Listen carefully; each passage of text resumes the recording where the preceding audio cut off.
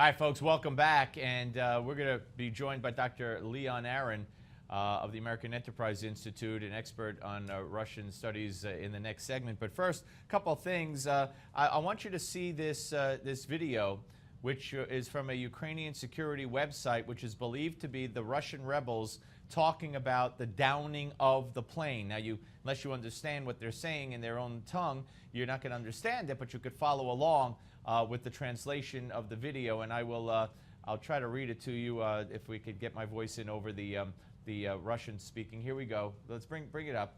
Bring it up. Bring the sound up. Поехали искать и фотографировать сбитый самолет. Дымится. Сколько минут назад?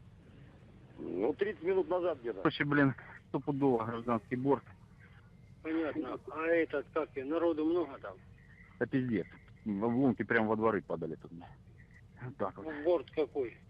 Да я еще пока не разобрался, потому что я не был возле основной части. Я только вот смотрю там, где начали первые тела падать. Там остатки внутренних кронштейнов, кресла, тела. Понятно. Вот так Из вот. вооружения есть что-нибудь? Вообще ничего. Гражданские вещи, медицинские ошметки.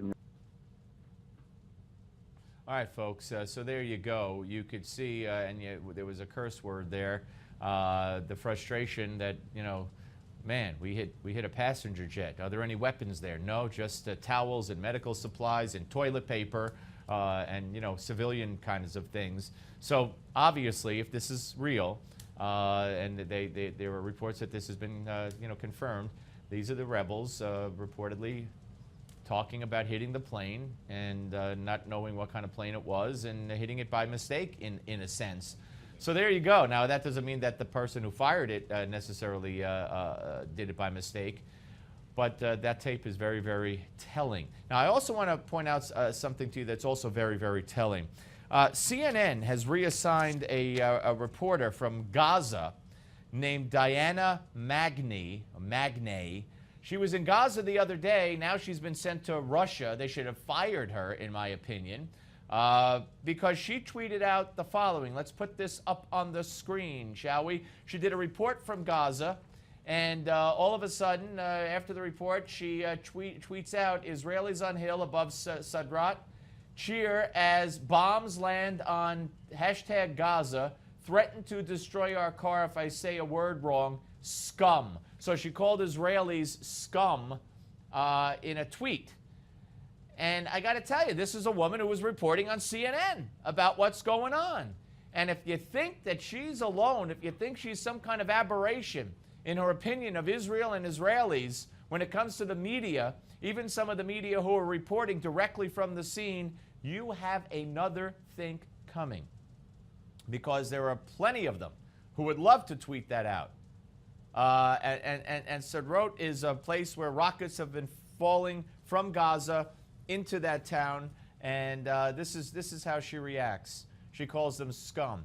Now, I don't know about, she claims they were celebrating. I don't know. Looking at the Israeli incursion from afar and seeing the bombings and cheering on a hill. But we have seen Palestinians cheering the rockets falling into Israel. We've seen that. Has she tweeted out that they're scum? Of course not. Only the Jewish Israelis are scum for allegedly cheering. Well, she got reassigned again.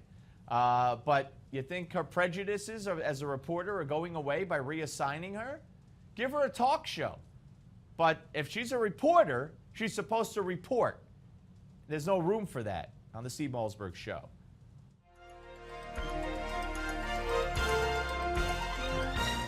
Exactly 6 years and 6 months after the first shots of the Revolutionary War were fired at Lexington and Concord, General George Washington had spent most of the war evading fixed battles against the superior armed British forces. But Providence intervened.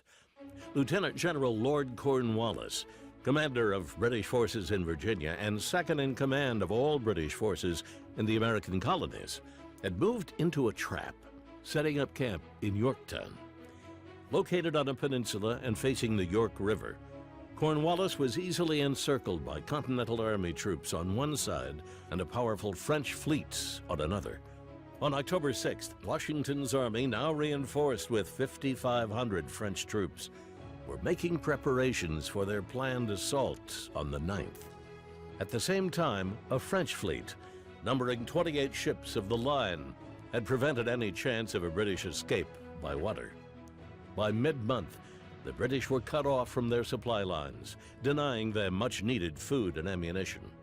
With his forces suffering heavy casualties from Washington's continual artillery bombardment, and knowing his reinforcements were still weeks away, Lord Cornwallis did the unthinkable. He surrendered his forces to what had been called a band of rabble, effectively ending America's war for independence. The date was the 19th of October, 1781. With the signing of the Treaty of Paris in 1783, the war officially came to a close, with America's sovereignty secured and its territories bordered by Canada to the north, Florida to the south, and the Mississippi River to the east. For Newsmax TV, I'm Bill Curtis, and this is an American Moment.